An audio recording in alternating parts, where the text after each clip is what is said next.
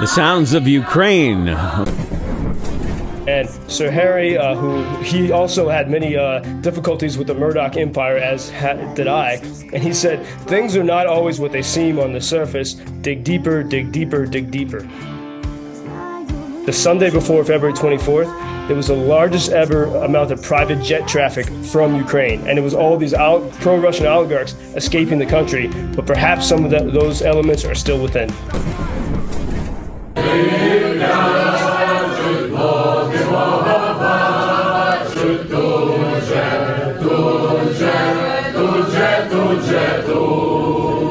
The sounds of Ukraine. Let's go live to Joseph Lindsley. Joe, what are we listening to this morning?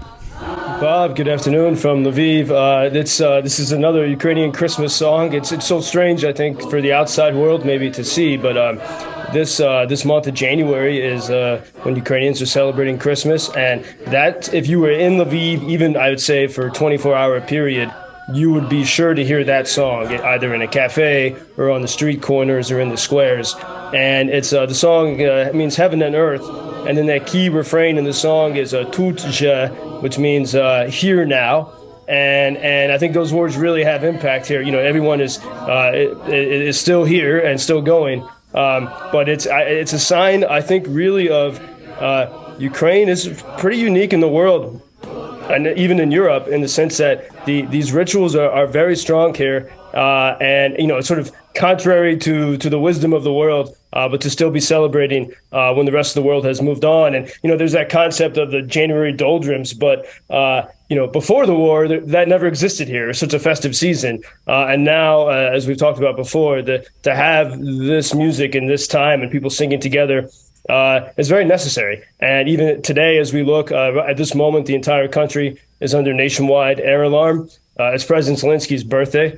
Also my sister's, I think, January 25th. And so there is a sense that maybe, something could happen here. And then we have, at last, the news, Germany and the United States say they will be forthcoming with tanks. So it's still very confusing as to when that might be. The United States said perhaps as many as 30 Abrams tanks will come to Ukraine, but some reports say that could take a couple of years.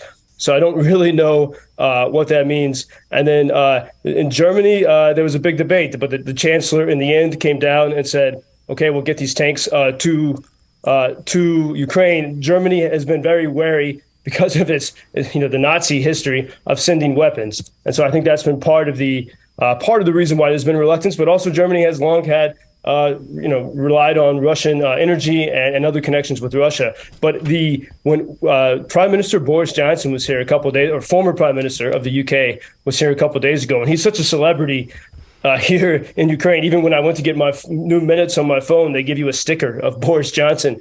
And so people were very happy that he was here. And when he returned home to London, he wrote an op-ed yesterday saying, what are we waiting for? We need to get these tanks to Ukraine now. He said, where does the Western world need to station these tanks at the moment? Guarding North Rhine-Westphalia, protecting Tennessee, prowling the villages of Wiltshire? The same point can be made about every bit of conventional weaponry that could help Ukraine bring this agony to an end. So maybe we are seeing a new coalition of getting these offensive weapons to Ukraine. You make some good points. You mentioned President Zelenskyy's birthday. I wonder if the corruption charges he was dealing with have put a damper on his celebration. Do you think all of that could impact the support for the war in some way, Joseph? Well, I think there's a lot that needs to be investigated here and a lot that will be revealed. And I was just remembering the words of a friend and a mentor of mine, the great British journalist, Sir Harry Evans. They were just having some memorial event for him in London, led by his wife, the journalist Tina Brown. And Sir Harry, who he also had many difficulties with the Murdoch Empire, as did I. And he said, things are not always what they seem on the surface. Dig deeper, dig deeper, dig deeper. And I think that question applies both to this tank situation. Why, as of 2 days ago, could the United States said, Ukrainians can't handle these tanks, and then all of a sudden now they've changed. And it also applies to what's happening with the corruption situation here. Yesterday, President Zelenskiy forbade members of parliament, judges, law enforcement officers, and other officials from leaving the country. And it's very strange that this action is happening, just about a week after that very strange helicopter crash that killed the three leading officers in the Ministry of Internal Affairs, including someone who was very close to Zelensky. It's just kind of curious, and I think we have to, as Sir Harry advised, dig deeper here. Throughout this, going back to February, and especially in the summertime, many foreign volunteers and Ukrainians came to me worried about sort of corruption, like still Soviet elements in the military. So the younger people are innovative and clean and honest and wanting to win, but still maybe they were resisting there was some of this sort of Soviet mentality in the bureaucracy and also in some of the military. And so I think that this battle has been going on behind the scenes. Even the defense minister, Reznikov, the Ukrainian parliament held him to account. They said, you were purchasing food at inflated prices. He said it was simply a mistake. So we see a lot of things moving around. And I think we also need, the West likes to lecture Ukraine about the corruption. But I think we have to separate the people and the government. In 2014, when the people kicked out the pro-Putin regime, they began this project of cleaning up the corruption. That's why they elected President Zelenskiy an actor instead of an oligarch.